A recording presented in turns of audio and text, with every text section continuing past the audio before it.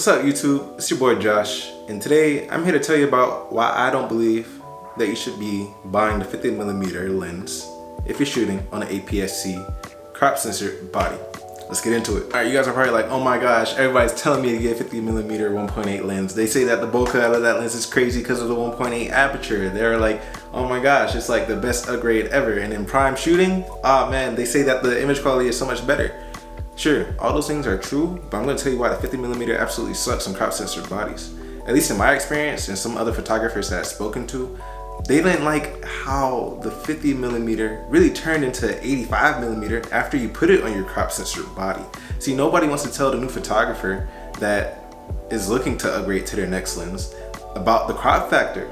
So on most cameras, right, you have a crop factor, if it's, you know, APS-C, of 1.5 times, right? So, and on Canon, it's a 1.6 times crop factor. So you throw your 50mm on there and you're all excited. You put it on your Canon camera and it turns into 85mm and you're like, wow, like this focal range is like really tight and I can't really capture too much of the scene, and that really bothers me. I hated that. And now I'm here to tell you why you should not get that lens. You should get this lens.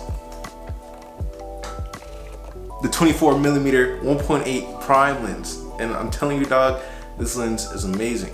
And I'm gonna tell you why right now. One of the main drawbacks of this 50mm that I despise so much on crop sensor cameras is how tight the composition is, right? My thing is, when it comes to shooting, you can always crop in, right? So if you're shooting on a super wide focal range, let's say 16mm, you can always crop in on what it is that you want to isolate. When you're shooting on the 50mm, which is the equivalent of an 85mm, your compositions are like, you have to really pick and choose. You can't get the whole scene, you know? And I wish somebody took the time to explain to me what a crop factors was and like how it has an impact on taking photos when it comes to APS-C size sensors. So to put it simply, you just take your focal range and you multiply it by 1.5 times, right? So in this case, if I didn't have a Canon camera, I would be doing 24mm times 1.5, and that'll give me the equivalent of 36mm focal range. When you're shooting on Canon, you would just times that by 1.6. So with this 38mm equivalent on my Canon camera, I can capture the majority of the scene that I would like to capture in general, right? And if there's something that I really wanted to isolate in that scene, in that composition, I would just go on Lightroom and then I would crop in to isolate that subject. With the 50mm, you just can't do that, right? I mean, you can if you're shooting a very vast area, but most oftentimes where you're taking pictures, things are kind of close to you. The 24mm is definitely more versatile in that regard. It's great for everyday carry. You can shoot landscape, cityscape, automotive, food, portraiture, you name it, you can probably do it on this lens. As where on the 50mm, I feel like it limits you on what you can and cannot shoot. Understand that the 24mm 1.8 prime is very expensive. It's a $600 lens. So if you want to save yourself some money and you're shooting on Canon, or I'm pretty sure any other camera brand, they have a 24mm 2.8 pancake lens that is significantly cheaper than the 1.8. I just like the 1.8 because it has the micro ability and it's 1.8. And if you guys are like relatively new to photography, I could like go over what 1.8 means. It's just an aperture number. That's like the widest the aperture ring can go. But we won't get into that right now. If you guys would like a video explaining aperture and some of the other camera settings, I'd be happy to make that video for you guys.